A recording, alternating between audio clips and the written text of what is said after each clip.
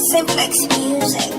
Aijasange ZK takuvaburitsamu eyo Simplex Blue Hive. Kasi wabvane pati noindaona macaves pauri ndipo pekutandarira sekasepo ndoisa dry mouth handipekise lepo kuzvimwira nyatsogadzika sekopi patepo maunganiro ako pepa yanyangwe dzemudanga dzikakona dzinotungana apana pepe pane pepa pakana dziri imbwa nechikara dzinorumana maunganiro ako pepa yanyangwe dzemudanga dzikakona dzinotungana apana pepe pane pepa pakana dziri imbwa nechikara dzinorumana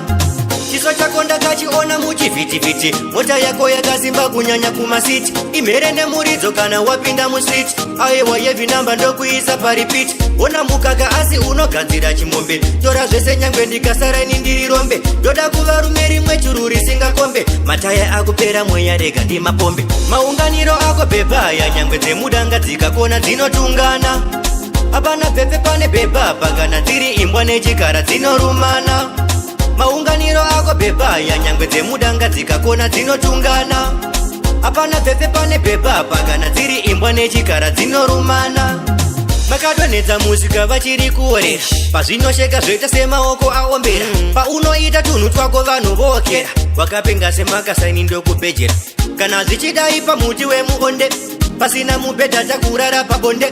kodzipapata zviri nani vandiponde hazvina basa wakandidyisa rega vanyombi maunganiro ako pepa yanyangwe dzemudanga dzikakona dzinotungana apana pepe pane pepa pakana dziri imbwa nechikara dzinorumana maunganiro ako pepa yanyangwe dzemudanga dzikakona dzinotungana apana pepe pane pepa pakana dziri imbwa nechikara dzinorumana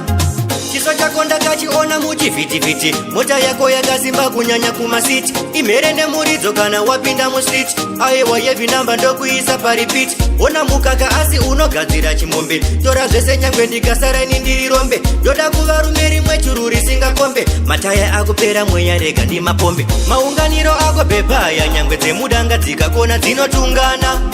apana pepe pane pepa pakana dziri imbwa nechikara dzinorumana